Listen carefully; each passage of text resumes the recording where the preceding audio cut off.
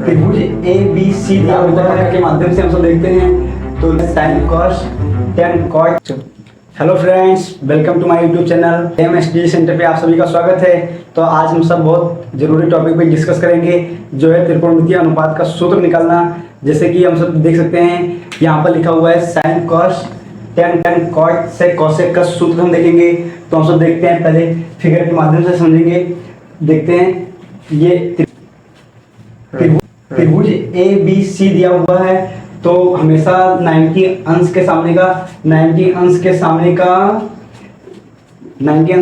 का एंगल होता है कर्ण, और थीटा के सामने का एंगल होता है लंब, और बचा जो शेष बचेगा वो होगा आधार।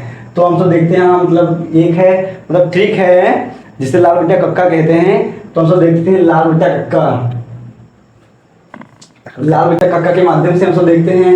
तो लाल बट्टा कक्का के माध्यम से ये है बहुत ही अच्छा ट्रिक है, जिसके माध्यम से हम सारा मतलब देखेंगे त्रिकोणमितीय अनुपात जो लिखा हुआ है सारा का सारा हम सब समझ लेंगे बहुत ही आसानी से, बहुत ही अच्छे से। तो हम सब देखते हैं अब साइन का क्या होगा। देखो साइन का होगा लंब बटा कर्ण, क्योंकि एल से होता है लंब और के से होता है कर्ण।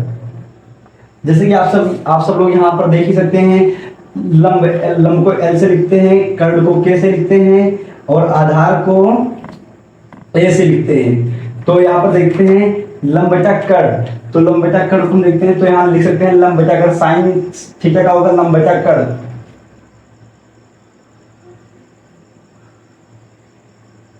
साइन थीटा का होगा लंब बटा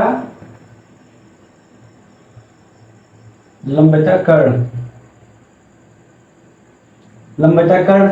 और cos थीटा का देखते हैं होगा आधार बटा कर्ण।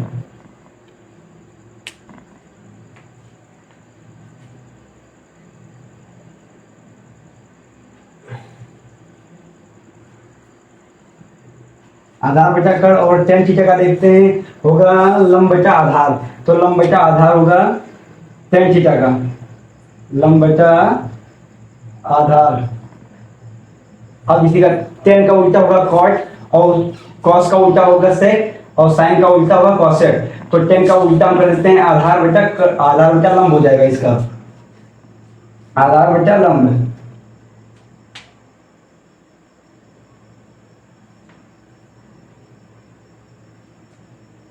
आधार बटा लंब होगा, और इसका होगा cos का उल्टा होगा कर्ण बटा आधार।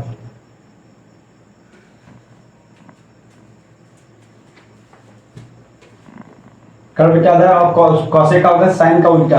तो sin का उल्टा sin है, लंब बटा कर्ण है। तो cosec का होगा आधार बटा लंब, कर्ण बटा लंब।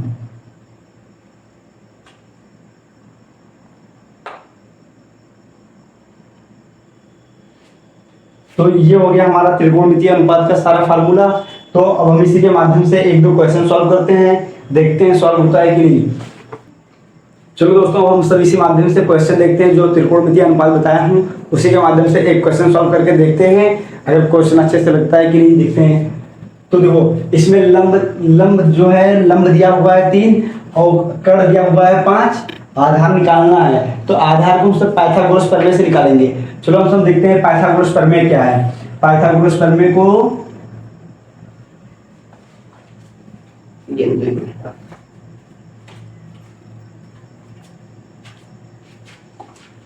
पाइथागोरस प्रमेय होता है कर्ण बराबर आधार स्क्वायर प्लस लंब स्क्वायर। तो उसको हम सब लिख लेते हैं। जैसे कि हम यहाँ लंब लिखे हैं एल से, और लंब लिखे हैं एल से, और हम सब आधार लिखे हैं ए से, और कर्ण लिखे हैं के से। तो हम आधार लंब कर्ण नहीं लिखेंगे, एल के ए लिखेंगे। तो इसी के माध्यम से हम सब देखते हैं कि कैसे ही लगता है। तो देखो पाइथागोरस प्रमेय ये है कि के स्क्वायर बराबर एल स्क्वायर प्लस ए स्क्वायर, के स्क्वायर बराबर एल स्क्वायर प्लस ए स्क्वायर। तो अब हम सब इसको देखते हैं, सॉल्व करते हैं, हर एक का मान पुट करके देखते हैं। तो के का मान क्या दिया है, 5 दिया है। तो यहाँ लिख लेते हैं के बराबर 5, और यल बराबर 3, और ए निकालना है, ए निकालना है हमको। तो हम सब पाइथागोरस प्रमेय के हिसाब से देखते हैं और निकालते हैं। तो के यहाँ 5 रखेंगे, के जगह पर 5 रखेंगे। 5 का स्क्वायर बराबर एल 3 दिया है तो 3 का स्क्वायर प्लस ए का स्क्वायर, क्योंकि ए का मान दिया नहीं है। तो हम 5 का स्क्वायर होता है 25, 5 का स्क्वायर 25, 3 का स्क्वायर होता है 9 प्लस ए का स्क्वायर इसको 25 को इस तरफ भेजेंगे तो 25 माइनस 9 बराबर ए स्क्वायर। 25 में हो गया तो 16 बचेगा, 16 बराबर ए स्क्वायर। अब स्क्वायर को इस तरफ भेजेंगे तो ये रूट में हो जाएगा, तो इस तरफ होगा 16 रूट ए। अब रूट को हमको निकालना है तो ये होगा 4 इंटू 4। अब 2 4 है तो एक बाहर निकल आएगा, तो ए बराबर आ गया हमारा 4। अब इसी से हम अन्य त्रिकोणमितीय फलन लिख सकते हैं। तो हम सब चलो लिखते हैं, देखते हैं। ये हुआ है ए बराबर आया है 4।